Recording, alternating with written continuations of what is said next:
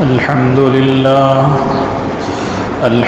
لله نحمده ونستعينه ونستغفره ونؤمن به ونتوكل عليه ونعوذ بالله من شرور أنفسنا ومن سيئات أعمالنا من يهده الله فلا مضل له ومن يضلل فلا هادي له وأشهد أن لا إله إلا الله وحده لا شريك له وأشهد أن سيدنا ومولانا محمدا عبده ورسوله أرسله الله تعالى إلى كافة الناس بشيرا ونذيرا وداعيا إلى الله بإذنه وسراجا منيرا صلى الله تعالى عليه وعلى آله وأصحابه وبارك وسلم تسليما كثيرا أما بعد فأعوذ بالله من الشيطان الرجيم بسم الله الرحمن الرحيم مثل الذين ينفقون أموالهم في سبيل الله كمثل حبة أنبتت سبع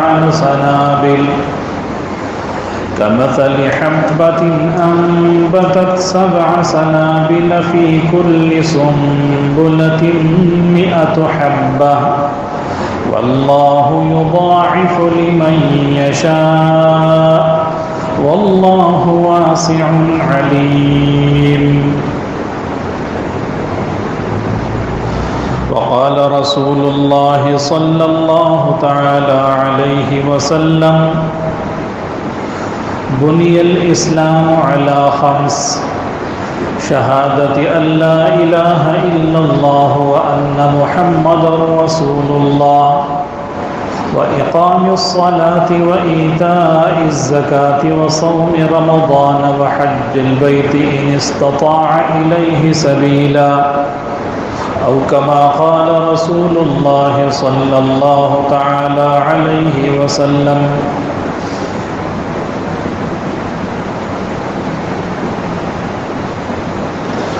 میرے محترم بھائیوں، دوستوں اور بزرگوں، آج شعبان المعظم کے مہینے کی 18 تاریخ ہے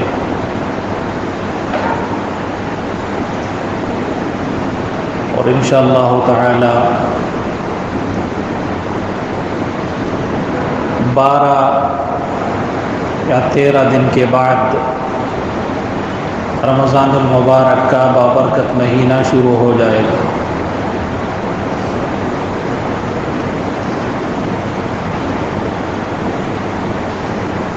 عام طور پر ہمارے شہروں میں مسلمانوں کا یہ معمول ہے کہ وہ کوشش اس بات کی کرتے ہیں کہ اپنی زکوٰۃ جو ان کی سال کے دوران بنتی ہے وہ رمضان کے مہینے میں ادا کریں.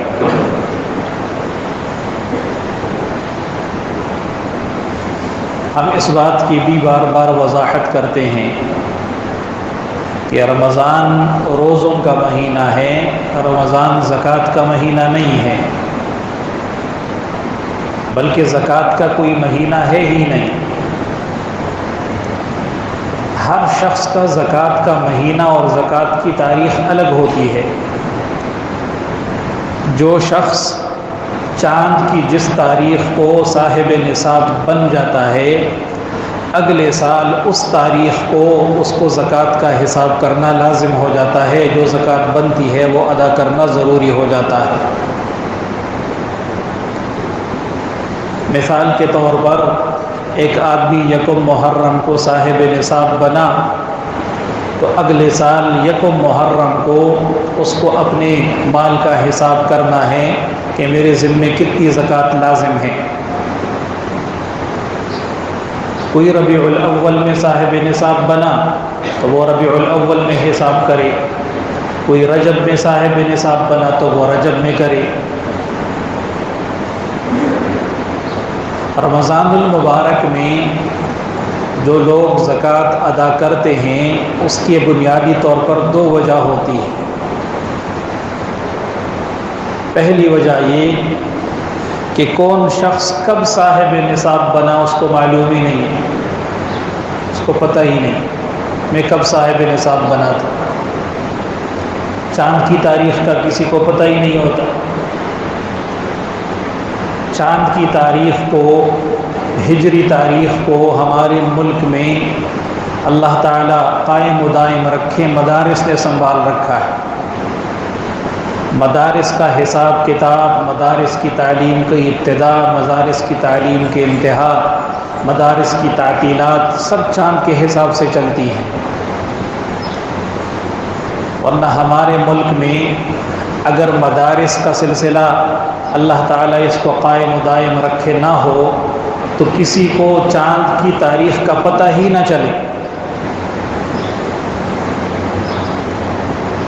تو معلوم ہی نہیں ہوتا میں صاحب نصاب کب بنا تھا، چاند کی تاریخ کا پتہ ہی نہیں ہوتا۔ وہ تو کئی سالوں کے بعد پتہ چلتا ہے کہ اوہو میں تو صاحب نصاب ہوں اور زکوٰۃ بھی ادا کرنی چاہیے۔ پھر وہ بھاگتا دوڑتا ہے تو مفتی صاحب سے مسئلہ پوچھتا ہے، مفتی صاحب پوچھتے ہیں بھئی آپ کب صاحب نصاب بنے تھے؟ کہتے ہیں مجھے تو نہیں پتہ۔ تو وہ کہتے بھئی اندازاً کوئی تاریخ طے کر لو، اندازاً کوئی تاریخ طے کر لو۔ اور بعض دفعہ مفتی صاحب ہی مشورہ دیتے ہیں بھئی کوئی ایسی تاریخ طے کر لو، اب آپ کو تو یاد نہیں ہے کہ آپ کس مہینے میں کس تاریخ کو صاحب نصاب بنے ہیں، تو کوئی ایسی تاریخ طے کر لو کہ جس کا یاد رکھنا آپ کو آسان۔ وہ کہتے ہیں چلو جی میری زکوٰۃ کی تاریخ ہو گئی یکم رمضان، یا زکوٰۃ کی تاریخ ہو گئی 10 رمضان۔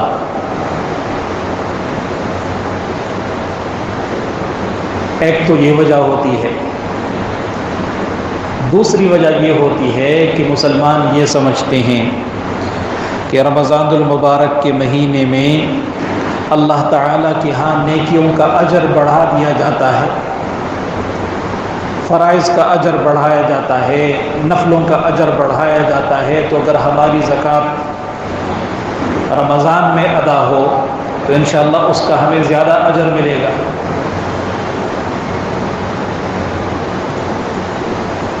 ہم ایک مشورہ دیتے ہیں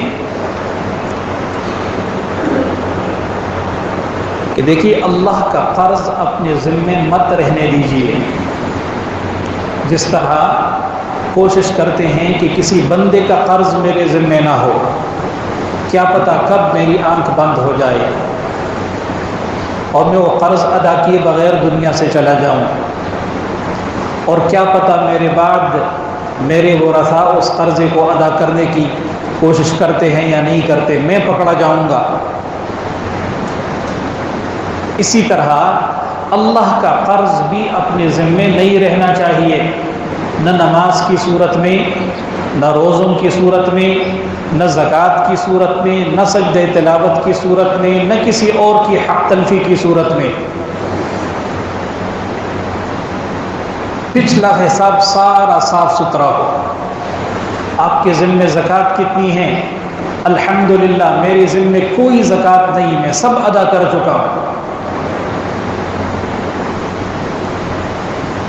اب جن کو اللہ تعالیٰ نے وسعت دی ہے، سال بھر ان کے پاس ضرورت مندوں کی آمد رہتی ہے۔ کبھی خاندان میں کسی ضرورت مند کا کوئی مسئلہ پیش آ گیا، کبھی دوست احباب میں، کبھی کسی اور کے واسطے سے پتہ چل گیا فلاں کو ضرورت ہے۔ ہم یہ کہتے ہیں آپ سال بھر میں جتنا خرچ کرتے رہیں زکوٰۃ کی نیت کر کے خرچ کریں۔ اگر وہ بندہ زکوٰۃ کا مستحق ہے تو آپ ایڈوانس میں زکوٰۃ دیتے رہیں۔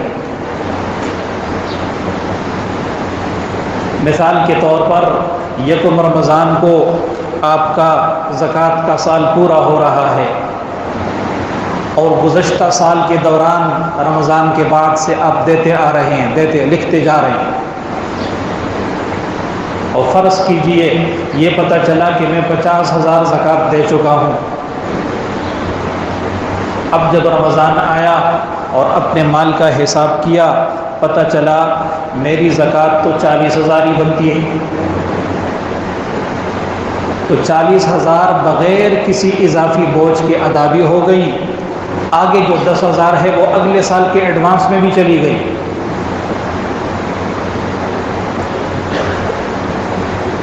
یا پتہ چلا کہ میری زکوٰۃ تو 60,000 روپے بنتی ہے، 50,000 ادا ہو چکی ہے اور 10,000 اب مجھے دینی ہے۔ اب 10,000 ایک مشت دینے میں کوئی زیادہ بوجھ محسوس نہیں ہوگا۔ یہ ہم خاص طور پر ان لوگوں کے لیے عرض کرتے ہیں کہ جن کی زکوٰۃ زیادہ بنتی ہے۔ یک مشت کاروباری شخص کو بہت سارا پیسہ نکالنا آسان نہیں ہوتا، تو پورا سال ایڈوانس میں دیتے رہیں۔ ہو سکتا ہے رمضان آنے سے پہلے اللہ کے ہاں سے بلاوا آ جائے، ہو سکتا ہے سال پورا ہونے سے پہلے بلاوا آ جائے، تو آپ اتنا سارا صدقہ کر چکے ہیں جو ابھی آپ کے ذمے واجب نہیں ہیں۔ واجب تو کب ہوگا؟ جب سال پورا ہوگا۔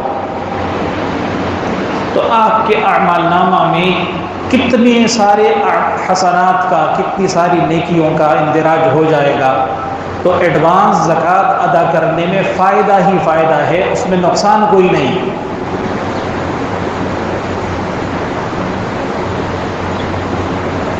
بعض حضرات یہ کرتے ہیں کہ وہ کہتے ہیں بھئی ہم ایک مشت اتنی ساری رقم ایک ساتھ اپنے کاروبار سے نکالنا مشکل ہے، اس لیے ہم نے یہ کیا ہے کہ یکم رمضان کو ہم نے حساب کر لیا، ہماری اتنی زکوٰۃ بنتی ہے، اب ہم آہستہ آہستہ اس کو اگلے سال تک ادا کر دیں گے۔ یہ بھی ایک طریقہ ہے لیکن نامناسب طریقہ ہے۔ بات دونوں ایک ہے۔ اب پچھلا حساب صاف کر کے آگے ایڈوانس دیتے رہیں تب بھی وہی ترتیب ہوگی، آپ اپنے ذمے لوڈ رکھ کر دیتے رہیں تب بھی وہی ترتیب ہوگی۔ اس میں آپ کے لیے خطرات ہی خطرات ہیں، یہ صورت نہیں کرنی چاہیے۔ بات کرنے کا مقصد یہ ہے کہ یہ مہینہ زکوٰۃ کا نہیں ہے، زکوٰۃ کا مہینہ ہر شخص کا اپنا اپنا ہوتا ہے، لیکن ان دو وجوہات کی وجہ سے، ایک تو تاریخ کا پتہ نہیں ہوتا، اس وجہ سے رمضان کی کوئی تاریخ طے کر لیتے ہیں، دوسرا یہ کہ رمضان میں اجر زیادہ ملنے کی امید ہوتی ہے اس لیے رمضان کی تاریخ طے کرتے ہیں۔ تو عام طور پر شہروں والے لوگ، دیہاتوں میں ایسا نہیں ہے، دیہاتوں میں زکوٰۃ دینے والے بہت کم ہوتے ہیں، عام طور پر عشر دینے والے ہوتے ہیں، زمیندار ہوتے ہیں، کاشتکار ہوتے ہیں، تو ان کی اناج جس فصل میں جس وقت اناج نکلی تو اس وقت ان کا عشر واجب ہو جاتا ہے۔ اور زکوٰۃ عام طور پر ہمارے ہاں جو رواج ہے لوگ رجب کے مہینے میں نکالتے ہیں، لیکن شہروں میں رمضان میں نکالنے کا رواج۔ اس مناسبت سے ہماری کوشش یہ ہوتی ہے کہ رمضان المبارک سے 1-2 جمعے پہلے جو زکوٰۃ کے ضروری اور بنیادی مسائل ہیں وہ بیان کر دیے جائیں، تاکہ زکوٰۃ مسائل یاد رہتے ہیں، فضائل بھی یاد رہتے ہیں، لیکن اس کے اوپر ایک دھول آ جاتی ہے، ایک گرد و غبار آ جاتا ہے، وہ دوبارہ تازہ ہو جائیں۔ اور اگر خدا نخواستہ کوئی شیطانی وسوسہ ہے، زکوٰۃ ادا نہ کرنے کا خیال ہے، تو وہ خیال بھی ذہن سے نکل جائے اور صحیح طریقے سے ہماری زکوٰۃ ادا ہو۔ زکوٰۃ کہتے کس کو ہیں؟ زکوٰۃ کا ایک مطلب ہوتا ہے پاک کرنا، پاک کرنا، صفائی۔ اور علماء فرماتے ہیں زکوٰۃ کو زکوٰۃ اس وجہ سے کہتے ہیں کہ زکوٰۃ کی ادائیگی کے بعد اگر مال کی کمائی میں نادانستگی میں، یہ لفظ ضرور سنیے، نادانستگی میں، جان بوجھ کر نہیں، نادانستگی میں کوئی اونچ نیچ ہوئی، پتہ ہی نہیں چلا، کسی کا حق میری طرف آ گیا، میرا حق کسی اور کی طرف چلا گیا، نادانستگی میں جو اونچ نیچ ہوئی، اللہ تعالیٰ زکوٰۃ کی ادائیگی کی برکت سے اس اونچ نیچ کو معاف کر دیتے ہیں، مال پاک ہو جاتا ہے۔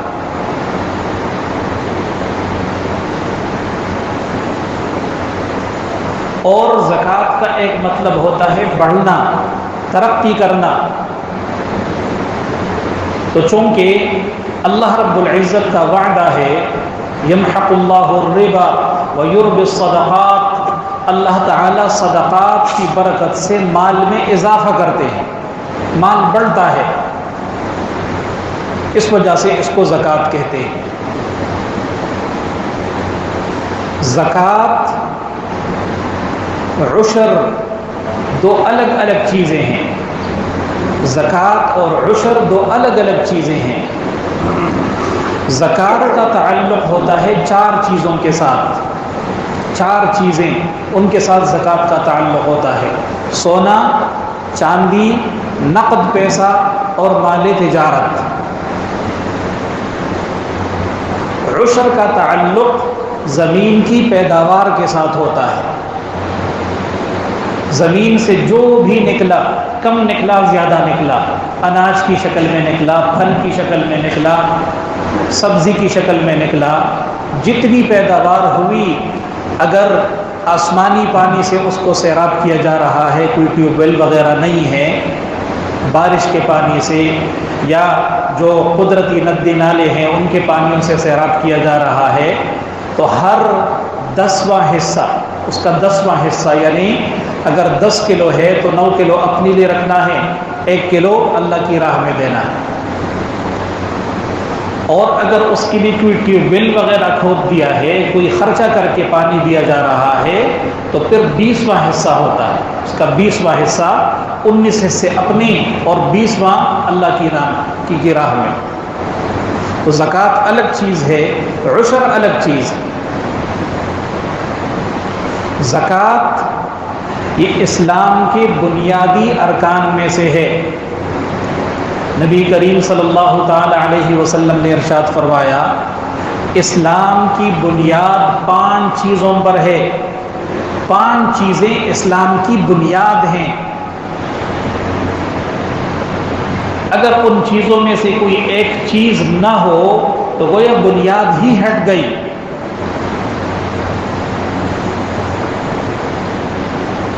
وہ کیا ہے بھائی؟ نمبر 1، لا الہ الا اللہ محمد الرسول اللہ کی گواہی دینا، اس بات کی گواہی دینا کہ اللہ کے سوا کوئی عبادت کے لائق نہیں ہے اور محمد صلی اللہ علیہ وسلم اللہ کے بندے اور رسول ہیں۔ نمبر 2، نماز قائم کرنا۔ نمبر 3، زکوٰۃ ادا کرنا۔ نمبر 4، حج، رمضان المبارک کے روزے رکھنا۔ اور نمبر 5، جس کو اللہ نے استطاعت دی ہو تو بیت اللہ شریف کا حج کرنا۔ یہ بنیادی چیزیں ہیں۔ نبی کریم صلی اللہ علیہ وسلم نے اسلام کی تشبیہ ایک خیمے کے ساتھ دی ہے، ایک خیمہ ہے، ایک ٹینٹ ہے۔ آپ نے دیکھا ہوگا خیمے کے بیچ میں ایک لمبا بانس کھڑا کر دیتے ہیں، اور خیمہ اسی وجہ سے خیمہ کہلاتا ہے۔ اگر وہ بیچ والا بانس نہ ہو تو خیمہ کھڑا ہی نہیں ہوتا، اور 4 بانس سائڈوں میں کھڑے کر دیے جاتے ہیں۔ تو یہ جو بیچ والا بانس ہے یہ تو ہے لا الہ الا اللہ محمد الرسول اللہ، اس کے بغیر تو خیمہ کھڑا ہی نہیں ہو سکتا۔ اور باقی جو بانس ہے یہی 4 ارکان ہیں، نماز ہے، زکوٰۃ ہے، روزہ ہے، بیت اللہ شریف کا حج ہے۔ اس میں جس بانس کے اندر کمزوری ہوگی وہ حصہ گر جائے گا۔ تو اسلام کی کسی شخص کے اسلام میں ان ارکان میں سے جس رکن میں کمزوری ہوگی اس کے اسلام کا وہ حصہ کمزور پڑ جائے گا۔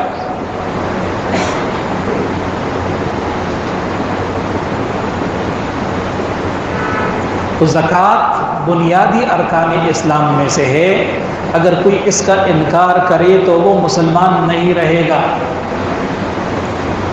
حضرت ابوبکر صدیق رضی اللہ تعالی عنہ نے نبی کریم صلی اللہ تعالی علیہ وسلم کے وصال کے بعد زکوٰۃ کا انکار کرنے والوں کے خلاف بالکل اسی طرح جہاد کا اعلان فرمایا تھا جس طرح مرتد ہونے والوں کے خلاف جہاد، یعنی جس طرح اسلام چھوڑ کر پیچھے پھرنے والوں کے خلاف جہاد کا اعلان کیا، اسی طرح ان لوگوں کے خلاف بھی جہاد کا اعلان کیا جو یہ کہنے لگے کہ ہم باقی پورے اسلام کو مانتے ہیں لیکن زکوٰۃ نہیں دیں گے۔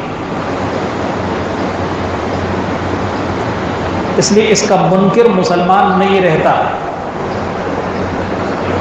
زکوٰۃ فرض کب ہوئی؟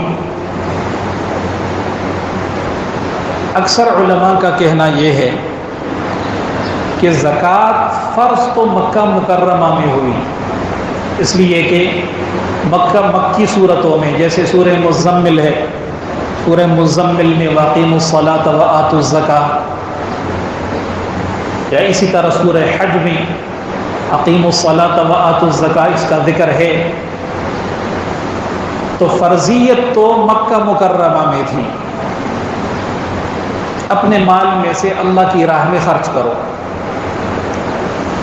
تفصیلات کس پر زکوٰۃ واجب ہے، کس پر نہیں ہے، کس مال میں کتنی واجب ہے، یہ تفصیلات نبی کریم صلی اللہ تعالی علیہ وسلم نے مدینہ منورہ میں پھر طے فرمائی ہیں، تفصیلی احکام مدینہ میں آئے ہیں۔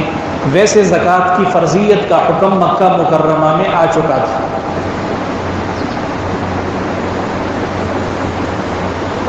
اللہ کی راہ میں خرچ کرنا حقیقت میں اللہ کے دیے ہوئے مال کی نعمت کا شکر ادا کرنا ہے۔ اللہ نے انعام کیا، اللہ نے کرم کیا، اللہ نے مجھے مال کی نعمت عطا فرمائی ہے، اس نعمت کا شکر ادا کرنا ہے اللہ کی راہ میں خرچ کر کر۔ اور اللہ تعالی بہت قدردان ہیں، اللہ بڑے قدردان ہیں۔ اللہ تعالی اپنے بندوں کے اخلاص کے ساتھ کیے ہوئے معمول عمل کو بھی بہت قدر کی نگاہ سے دیکھتے ہیں۔ اور قرآن کریم میں جگہ جگہ اللہ تعالی نے اس کی وضاحت فرمائی ہے۔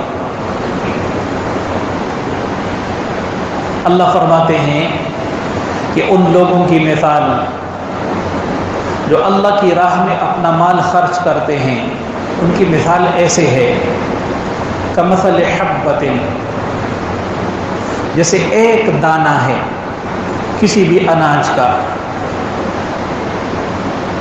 ایک دانہ ہے، اس دانے کو زمین میں ڈالا گیا، اس سے پودا بنا، اس پودے میں 7 بالیں نکل آئی، 7 خوشے نکل آئے۔ فی کل سنبلۃ 100 حبہ، اور ہر خوشے کے اندر 100 دانے ہیں۔ ایک دانہ زمین میں ڈالا، اس کا پودا بنا، اس پودے میں 7 خوشے نکلے، ہر خوشے میں 100 دانے ہیں، ایک دانے سے 700 دانے بنے۔ اللہ کی راہ میں خرچ کرنا ایسے ہے، 1 2 700 لو، 1 2 700 لو۔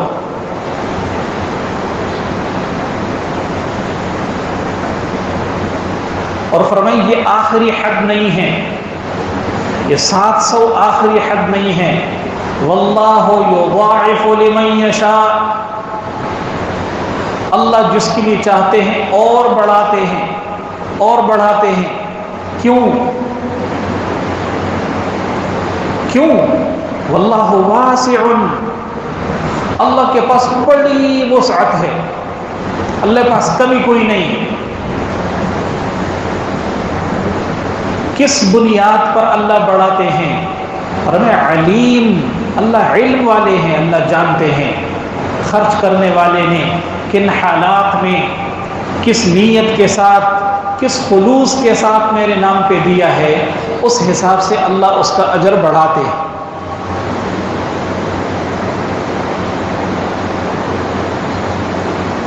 اللہ رب العزت نے زکوٰۃ کے حکم میں اپنے بندوں کی مصالح کا بہت لحاظ رکھا ہے، بہت لحاظ رکھا ہے۔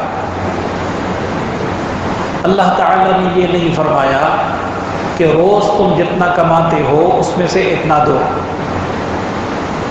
روز جتنا کماتے ہو اس میں سے دو، یہ نہیں فرمایا۔ یہ بھی نہیں فرمایا کہ تم مہینے بھر جتنا کماتے ہو اس میں سے اتنا دو، یہ نہیں۔ یہ بھی نہیں فرمایا کہ سال بھر جتنی کمائی کی ہے اس پوری کمائی میں سے دو، نہیں۔ سال بھر کماتے جاؤ، خرچ کرتے جاؤ، کماتے جاؤ، خرچ کرتے جاؤ، جتنا خرچ کر سکتے ہو کرتے رہو، کوئی حساب نہیں۔ جائز طریقے سے کماؤ، صحیح جگہ خرچ کرو، کوئی حساب نہیں۔ سال پورا ہونے کے بعد دیکھو تمہارے پاس بچت کتنی ہے، بچت کتنی ہے۔ سال بھر کافی رہے، اپنے بال بچوں کو کھلاتے رہے، اپنے بچوں کی شادیاں کرتے رہے، دیگر ضروریات کو پورا کرتے رہے، سال پورا ہو گیا، اب حساب کرو تمہارے پاس بچت کتنی ہے۔ پھر بچت آپ نے بتا دی، یا اللہ میرے پاس بچت اتنی ہے، میرے پاس 100 روپے بچے ہوئے ہیں، تو اللہ نے یہ بھی نہیں فرمایا کہ یہ تو تمہاری بچت ہے نا، یہ ہمیں دے دو تم اور کماؤ۔ اس بچت میں سے 97.5 روپے اپنے پاس رکھو، 2.5 روپے ہمیں دو۔ ہمیں کیسے دو؟ ہمارے نام پر اپنے بھائی کو دے دو، ہم سمجھے کہ تم نے ہمیں دے دیا۔ اپنی بہن کو دے دو، ہم سمجھے کہ تم نے ہمیں دے دیا۔ اپنی کسی پڑوسی ضرورت مند کی ضرورت پوری کرو، اجر بھی لو، دعائیں بھی لو، ہماری خوشنودی کا پروانہ بھی لو، 97.5 اپنے پاس بھی رکھو۔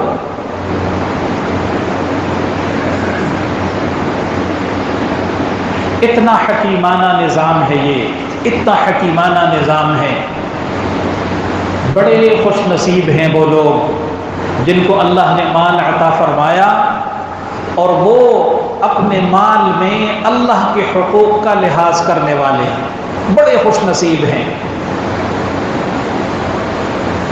اور بڑے ہی بد نصیب ہیں وہ لوگ جو اللہ تعالیٰ کی اتنی رعایتوں کے باوجود حیلے بہانے ڈھونڈتے ہیں، حیلے بہانے ڈھونڈتے ہیں۔ کہتے ہیں میں اگر سال پورا ہونے سے پہلے میں یہ پیسے اپنے لیے مکان میں لگا لوں تو زکوٰۃ ہوگی؟ ہم بولتے نہیں ہوگی۔ آپ اپنی ذاتی ضرورت کے لیے مکان خرید رہے ہیں، اس میں آپ پیسہ لگا لیں گے، سال پورا ہونے سے پہلے آپ کے پاس نقد نہیں رہے گا تو زکوٰۃ نہیں ہوگی۔ اب زکوٰۃ مکان کی ضرورت نہیں ہے، لیکن اس وجہ سے لگا رہے ہیں تاکہ زکوٰۃ نہ دینی پڑے، تاکہ زکوٰۃ نہ دینی پڑے۔ بڑے ہی بد نصیب ہیں، بڑے ہی بد نصیب۔